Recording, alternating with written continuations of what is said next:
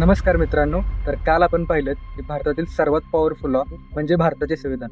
पण एक प्रश्न आहे, नेमकं हे संविधान का आणि कशासाठी बनवलं गेलं? ब्रिटिश राजवटीमध्ये अधिकार आणि हक्क होते ते फक्त ब्रिटिशांचे, आणि आपल्या सर्वसामान्यांसाठी होता फक्त जुलूम, अत्याचार आणि अन्याय. म्हणूनच स्वातंत्र्य लढ्याचा एक आवाज बनला होता, तो म्हणजे स्वातंत्र्य, समता आणि न्याय. अशा ह्या बिकट परिस्थितीमध्ये आलेत आपले विजनरीज डॉक्टर आंबेडकर, नेहरू, पटेल आणि राजेंद्र प्रसाद. आणि त्यांनी ठरवलं की असं एक डॉक्युमेंट बनवायचं जे सर्वांना हक्क, न्याय आणि समानता देईल. आणि ते डॉक्युमेंट होतं द कॉन्स्टिट्यूशन ऑफ इंडिया. हे फक्त सरकार कसं चालणार आहे ते ठरवणार नव्हतं, तर ते सर्वसामान्यांचं एक सुरक्षा कवच बनलं. तर मित्रांनो, संविधान बनलं ते फक्त एकाच कारणासाठी, सर्वसामान्यांना न्याय, हक्क आणि अधिकार देण्यासाठी. हे आहे खरं by the people, for the people and of the people.